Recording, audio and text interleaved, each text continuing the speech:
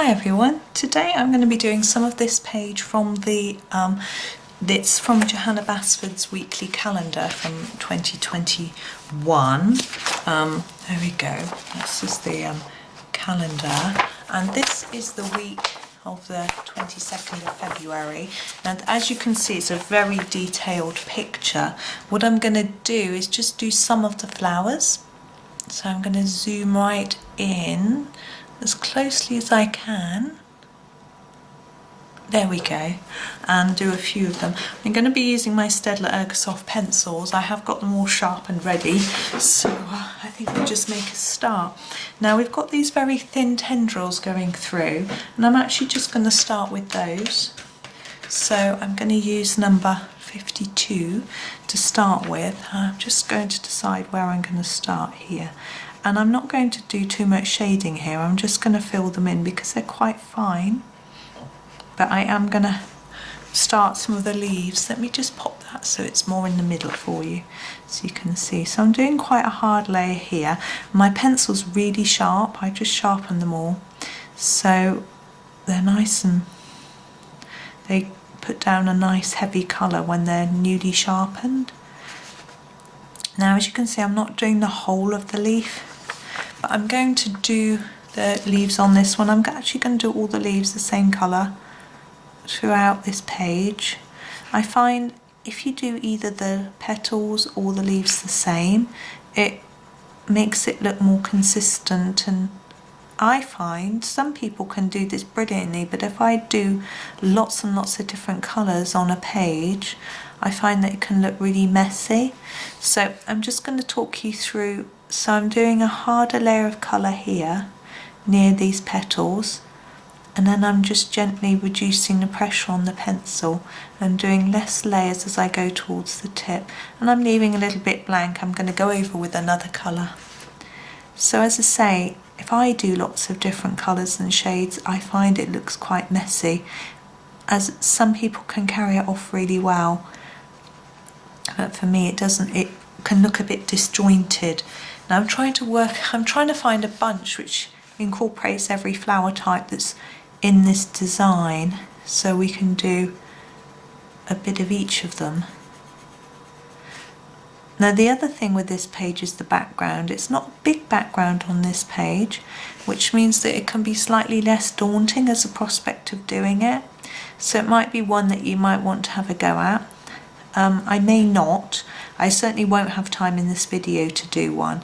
Now with a small space, really I would choose one of two options. I would either do it a very solid colour, you could even use a pen for that, or I would just do a slightly darker line around the edges of all of the flowers now.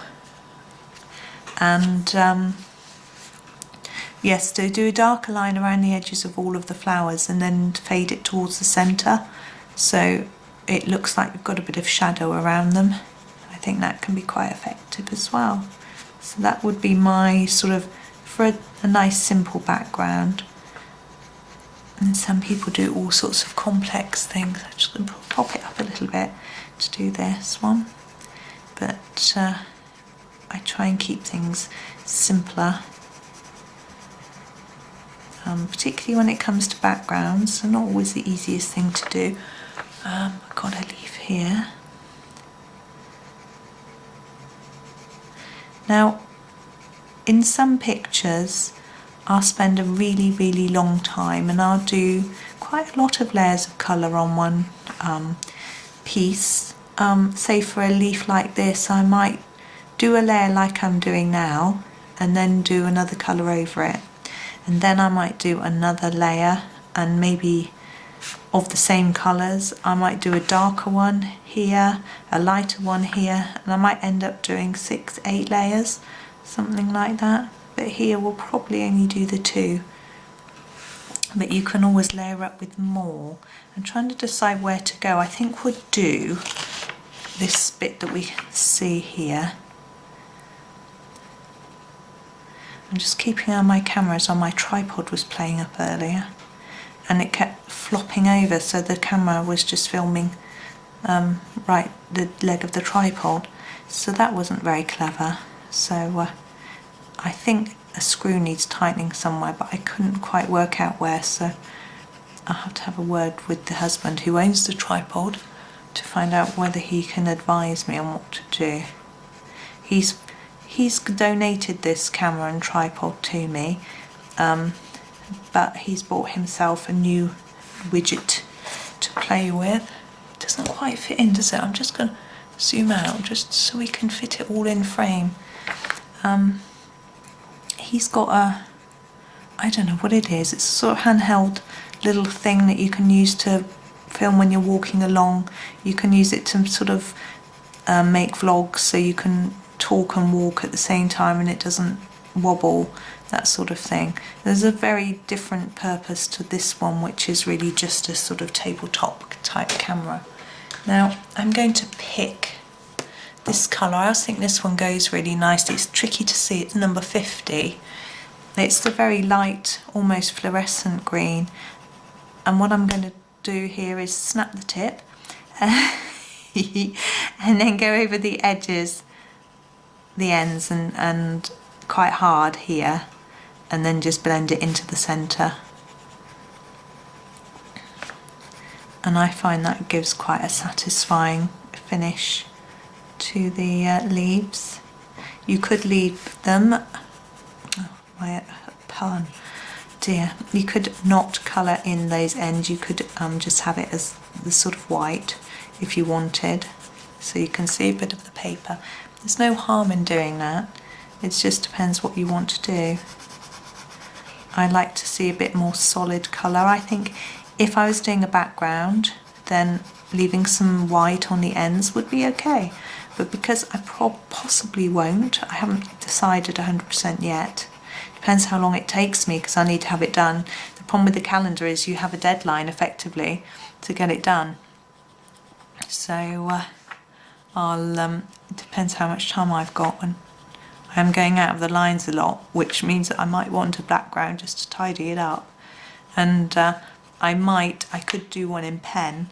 I use the Posca pens for backgrounds. The reason I use those over a marker is because they don't leave sort of streaky stripes. Some people are brilliant at using pens and they don't do that, but I find that if I use say a black for background, I get all sorts of streaky marks. I think it's because I have tried going around and round in circles like you can do with pencil. It didn't work for me very well because of the paper I used. It wasn't a colouring book. It just squidged the paper into little splodges as it went round and round. It took the paper with it, which wasn't ideal. Now I think we've done all of those. So now I'm going to do the main flowers. I'm going to start, I'm probably going to use mainly this colour, which is number 25. I really like this pink. I'm going to start here.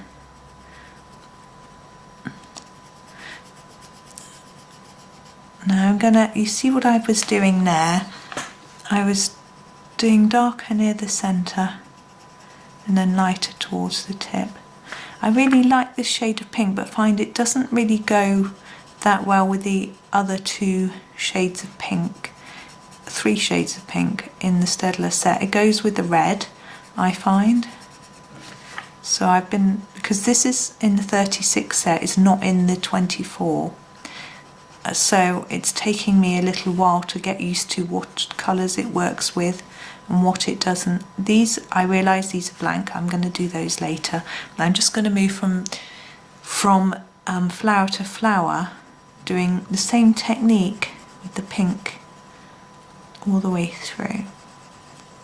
So darker in the centre and then less towards the middle. I think a pink, just a simple pink design on this whole page could look really effective. It's going to be hard to, sometimes with these pages, it can be quite hard to know whether it's going to pay off until you've done a lot of it, and it can be too late then. But I find that doing just using a few colours is also, it's much quicker. You don't have to keep thinking of what colour to do next. You don't have to keep swapping pencils, which also takes time. So if you're in a hurry, it can be a good idea. but there's always the possibility that you might get bored of doing the same colour over and over, so it's worth bearing that in mind as well. You know you and what's going to work for you. Sometimes it's just the process of colouring which is helpful, so it doesn't matter what colours you're using, and other times you want to be creative and have, you know, and have fun, and you might want to have lots of colours going on.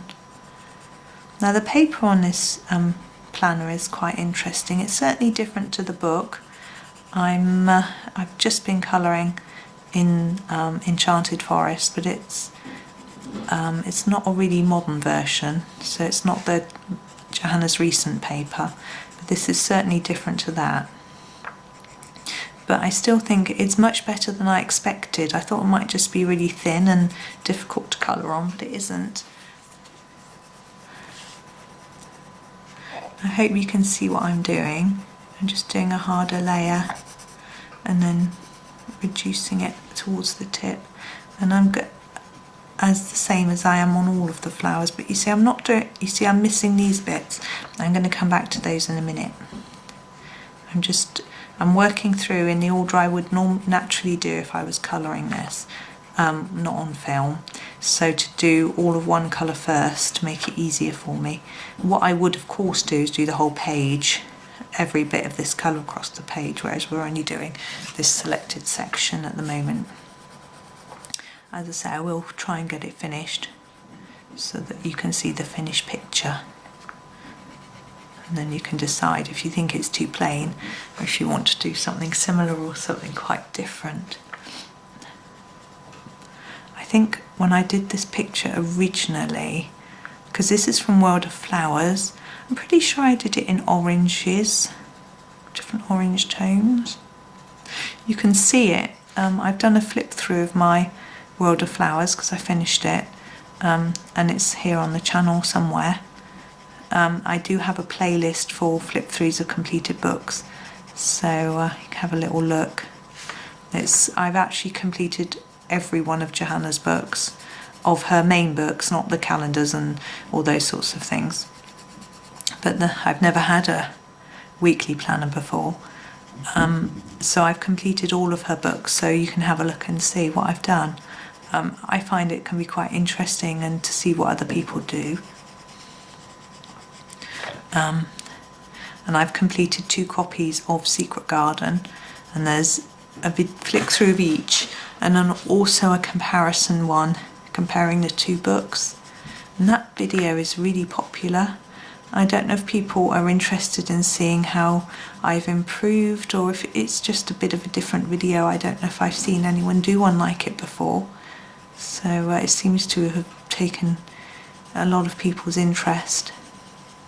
I plan on doing that for my other books too, but I just haven't done enough of any of them to be able to do it. I decided I was going to finish Secret Garden before Miniature Secret Garden came out, and of course because it was Johanna's first book, I did a copy quite quickly and then started a second copy.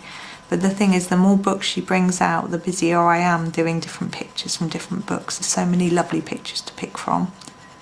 And of course she's got her new one, Worlds of Wonder, coming out, which I think we're all very excited about. There's always something to colour, which is fantastic news. I don't colour anybody else's books apart from Johanna Basford's, and there's so much to do just with hers, but I just particularly like her style, as well as how lovely she is. So I have seen a few other books that I sort of thought maybe I might want to do it, and then I just think I don't know if I really would, you know. So we're going to go in with the red, this red, number 29, and do a few bits. So I'm going to do in between here, so it looks like there's a leaf underneath, which is a petal underneath. We're going to do these. And I'm using the same technique again.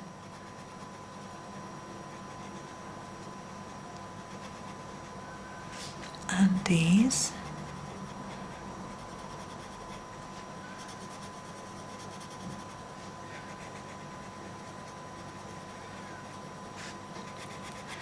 Now you could spend more time using this pencil to shade, so you could do some bits in here and overdo that bit more to darken it all up. But I think I'll just push on and just give you an idea of how I'm going to finish it up. Now, try to make sure that here, although I might do in those bits anyway, as if there's a petal underneath, or else I think it might look a little odd.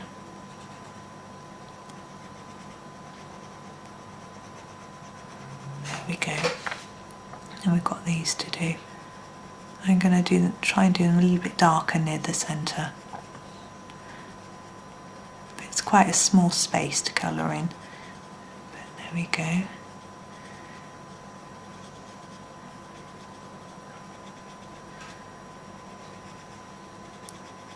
It's quite fun doing the pictures from the planner, because you know I finished my World of Flowers book, so I don't have these lovely pictures left to colour, so I can have another go. It's a bit trickier when it's from a book and I've got lots of versions already. I've already got a version of the book, or I'm doing that picture at the moment. That would be interesting. So we've got the centres to do. Now I don't want to do them just plain, so I'm going to start with number 11 and I'm going to do a little bit around, oh gosh, that was sharp, wasn't it? A little bit around the edge.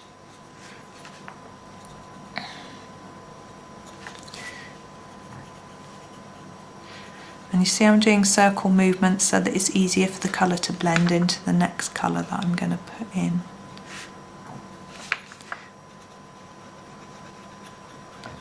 And sometimes for flower centres I do lots of little dots, and I do them in Posca pen yellow and white, and it makes quite a fun colour. This is number 1. I'm going to finish off with 1. I'm just going to do the centres in 1. Oh, that one's snappy as well, wasn't it? But I'm just doing this one in pencil today. I haven't got my pens with me. There we go. I'm just going to finish it there. So that's how it would look if you did them all the same colour. You might choose to do them all different colours, but there's a few ideas for you. So I hope that was useful. Thank you very much for watching, and happy colouring.